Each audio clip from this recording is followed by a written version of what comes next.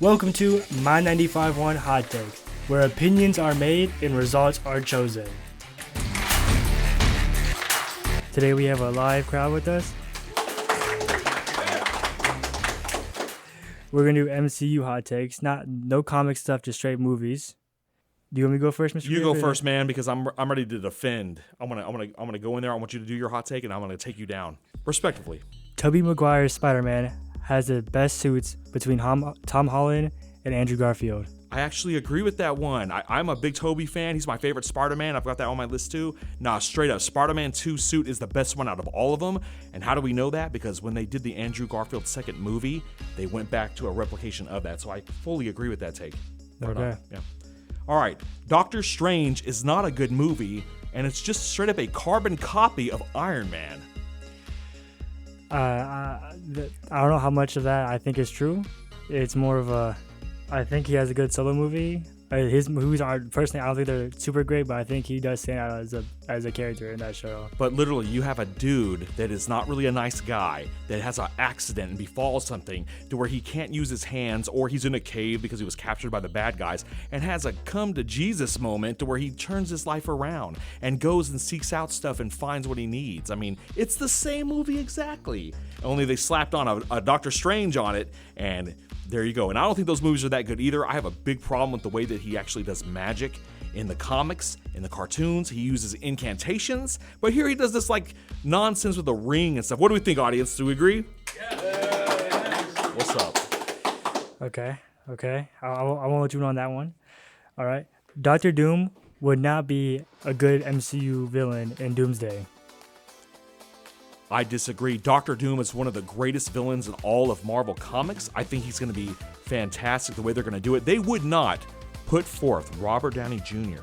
unless they had something that was going to cook and satisfy the fans. Remember, they're bringing all the old school X-Men. They're bringing all of the old school Marvel folks back, and it better be good is what I'm going to tell you right now. But I mean, I don't think so. I think Doctor Doom is going to be off the chain. I think we're going to get Emperor Doom, and I think it's gonna be, dude. It's gonna rock. Seriously, sorry, buddy. We're gonna see. All right, man. Edward Norton Hulk is better than Mark Ruffalo. Boo. Oh, here we go. I don't agree with that one. With the stuff that I don't think the Ed Norton movie is good at all. Whoa. Okay. I think that is one of the worst MCU projects possible. All right, well, let me bring it back a little bit. Edward Norton had full control of the movie. His Hulk was sympathetic. I believed that him trying to calm himself down and turn into this rage monster who was stronger, he was badder, he fought a more powerful villain in Abomination. Plus, the special effects were dope, the cast was good, the story was good, and, I mean, it was way better than Mark Ruffalo. Mark Ruffalo got inserted into a universe that we'd never seen before, and I'm literally in the theater like, who is that?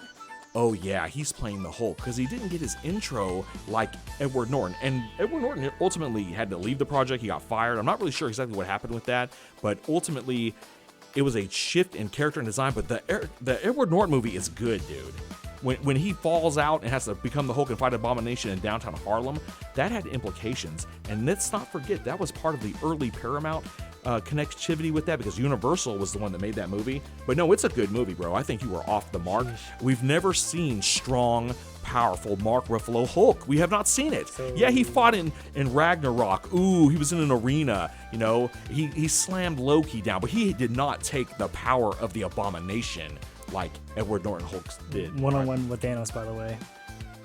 On the yeah, jet. but did he win? They threw him out and he fell into a rainbow back to the earth. I mean, did he win? No, Thanos beat him. Would Thanos have beaten the Edward Norton Incredible Hulk? I don't think so. I think it would have been a big-time fight. He would have had to Infinity snap that bad boy. There's no way. I think it would have smoked him. So, sorry, buddy. You like that? Yeah, what's up? Yeah.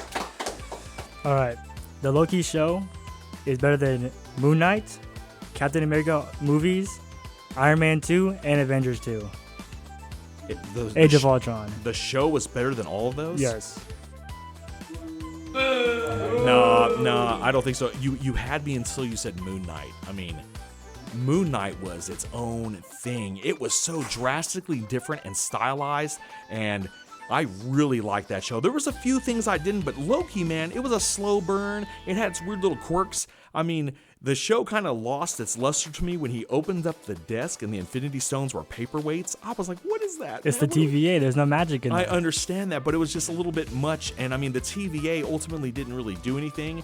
We saw them kind of be more powerful when Deadpool fought them in the Deadpool Wolverine movie as they were going around trying to, cut people off. Now, I want to give a little shout out to our boy Owen Wilson. I thought he was pretty dope. But overall, the show, I mean, it did a lot and then it didn't. And now we're left in the lurch. I mean, I don't know, man. I mean, I like Loki just fine, but like the show, it had its up and it had its downs. So I thought Moon Knight overall was pretty good. Age of Ultron has some problems, but it's worth watching. That movie is worth watching. In the theater, I thought it was pretty good. I had a little bit of an issue with the way they did Quicksilver because the X-Men one's better. The X-Men one's way better.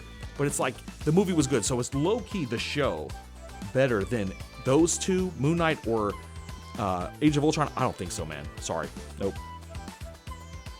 All right, let me roll up on this. Ant-Man is the best Marvel movie. Mic drop. What? There we go. Whoa, I will win you over. Ant-Man 1? Yeah. Just one. Just one. Not the other two? Just one. All right, that's another point right there because you can see why the other two suck. The first one is awesome. I couldn't watch the first one because it's boring. I think all Ant-Man movies are just boring. The special effects of him going bite-sized to smoke people was cool. It was a heist movie. It had Michael Douglas in it. It showed at the beginning when he punched that dude in the face. That was so dope. But let's be real. The idea of the Ant-Man having to steal the suit, go in there, fight an Avenger, grab that thing, and then have to fight the Wasp guy. What was his name? Yellow Jacket. That was a bit of a departure from the comic, I'll admit, but I mean, I thought the movie was good. We saw something different. That scene where they're dancing and he's on the record and he goes into the bathtub and the way he was able to control the ants and move on, we hadn't seen anything like that. And then let's not forget, one of the best characters in the entire MCU is Luis. Telling that story, where everything went down. That was awesome. What we didn't get was Luis explaining the snap. How dope would that have been? Is where, yo, man, so I show up, right, and all this stuff happens, and then he talks about, but what do I know? Then he fades off into the midst. That character had a lasting impression. It was fun. The action was good. The storyline was, it was good. And I mean, dude, Paul Rudd as an action hero, superhero in that movie. I mean, I thought it is the most exciting, fun time you will have watching Ant-Man out of all the other movies, maybe with the exception of Guardians of the Galaxy, but Ant-Man is, I do believe, the most well thought out, well designed, best character development of the storyline, because you see a dude that can't even get a job at Baskin & Robbins basically saving mankind as Ant-Man. Plus, he had to deal with the fact with his daughter. I mean, it's got the sympathetic value. What do we think? No? Maybe on the fence, guys? Okay. All right. Nicolas Cage played Ghost Rider better than Wesley Snipes played Blade. Absolutely not. I'm going to tell y'all right now. It's 1998. I'm in high school. Hey, man, what do you want to do? Oh, we got to go see that new Blade movie. What's Blade? Let me tell you. Vampires. Deacon Frost. The vampire god. Blade whipping out his sword, destroying these guys. That movie, if Blade hadn't happened, there'd be no Matrix. There'd be no gun fu. That movie started a trend, and it put Marvel back on the map. So other than the prestige the movie had, it's just a fun movie, man. Catching them glasses, him whipping stuff out. He had to fight his mom, bro. He had to fight his mom. Nah, the movie was off the chain. Blade is exceptionally good. What do you think, crowd? Oh, yeah. About Blade? Blade better movie? Way better. Blade better. Blade better. Not even close. All right, I'm up next. Every Thor movie just got worse and worse and worse. Absolutely. Right on? All right, yeah, we good? All right, word. You're up, sir. Deadpool has the best live-action suit. Of himself? Yes. Ooh, let me think about that. Daredevil. 10 times out of 10. Daredevil with the multiple colored of the helmets and the eyes, that was just off the chain. So for me, it's Daredevil, not an MCU movie, but an MCU show now because of the Born Again. But nah, man, Daredevil has the best suit for me, man. What do we think? Deadpool or Daredevil? Oh, y'all are off your rocker. Let's go. Iron Man 3 is the best of the Iron Man trilogy. No. Whoa! Iron Man 1. Iron Man 1? Iron Man 3, Doc. All right, let me paint y'all a picture. Who directed Iron Man 3? Wow. Shane Black. Y'all know who Shane Black is? He is Mr. Action Director. Number one, he guest starred in the movie Predator. He's the nerdy guy with the glasses of Predator. Later on, he wrote movies like, I don't know, Lethal Weapon. He directed a fantastic movie with Gina Davis. It's about a assassin who loses her memory, has to figure out who she is, and in very Tarantino-like fashion, they brought in Sam Jackson as the character. Shane Black is a fantastic director. From an action perspective, Tony Stark is dealing with his trauma from the wormhole as he dropped down. He's got to refine who he is. He ended up having to get a new lust for life with that kid, trying to figure out what Iron Man was about. Fought a major villain in the Mandarin that was a bait and switch, was really cool, and then killing it at the end. Iron Man 3 is the culmination of years and years of hard work for Tony Stark to be able to redefine who he is as Ant-Man, get the shrapnel removed from his body, and be able to cope with the fact that he's Iron Man because he chooses to be, not because of a deformity with metal pieces going to his heart. What do we think? I think one's still better. You think one's still better? Do me a favor, rewatch Iron Man 3 with fresh eyes. I think you'll be blown away. The movie is good. AIM is a great villain. The movie broke down. It is a really good directed, paced, and an action flick. All right. My next one's gonna get a lot of boos, but Michael B. Jordan played Killmonger better than Chadwick Boseman played Black Panther. I'm gonna go no way on that. Okay, this is probably a hot take within your hot take. I'm gonna steal your thunder, dog. I think Michael B. Jordan wasn't good as Killmonger. He overacted. It was over the top. It didn't make sense. Now, if you know this character, he's an established character. It takes a long time to get there. Not to mention that Black Panther didn't really treat its script really well because they killed Ulysses Klaue, one of his biggest villains. Mane did not end up killing his father, which we saw differently occur in Civil War. We get to the part where Michael B. Jordan is just walking around. Yo, it's Wakandan. I mean, who is this dude? I mean, we didn't know who he was. He's introduced. We're expected to believe he's a killer of a merc level working for all these government stuff. And then all of a sudden he's like, what's up, auntie? I just didn't dig that, yo. It was not the style of the character that I thought it was, but you have to go back to Chadwick, the regal, the leader, the African prince, the dude that whipped some butt up in Civil War that had to avenge his father. Ain't no way that dude got outshined by Michael B. Jordan. Now, Michael B. Jordan is an exceptional actor, but nah, man, Chadwick is the Black Panther. There is no Black Panther without Chadwick Boseman. Sorry, homie. Okay. All right. The entire MCU and its timeline were ruined in Iron Man 1 when he came out and told the world he was Iron Man. It destroyed the entire MCU, set it down a path of a timeline that should have not gone that route, and it's caused a lot of the movies to not be good. That's my biggest hot take. What you got? I don't think so. I mean, there's iconic moments in Avenger 1 that if people didn't know he's Tony Stark, he's literally just walking around his ship in a suit of armor. It might not even be him if Exactly. he's in a suit. I think at that point, people who've gotten bored after that first movie, because if you're just a suit walking around talking to people, it's just boring after a while. Well, let me break it down to you. In Civil War, the comic book, as we were anxiously awaiting for this movie to come out, Iron Man tells the world that he is Iron Man, and the only superhero that joins forces with him is Spider-Man. That is the divide in Civil War. They took 45, 50 years of comic books and threw them out the window at the end of that movie when he said, I am Iron Man. It never set up the Superhero Registrations Act properly. It didn't showcase the fact that he is toying with the idea of being a superhero, an industrial businessman, and trying to do tech and fight crime. It did not allow for him to have his friends and family in danger, for him to choose between one or the other. We didn't get the alcoholism that is very much involved with that character of Tony Stark, and it kind of cheapened War Machine a little bit because they just recast him in the next movie, and we never got a full-fledged version of what this could have been, because all of a sudden you have Iron Man revealing his identity, and now the mystique is gone. Oh, Iron Man's just Tony Stark. And what did we get in the next movie? Yeah, I'm Iron Man. I'm here in front of the Senate press people to try to explain the things why no one will ever have my technology because it's mine, huh? I mean, that's fine, but I thought we had a 180 when he was captured and coming back to where I've got to do this and stop the weapons and fight because I'm needed.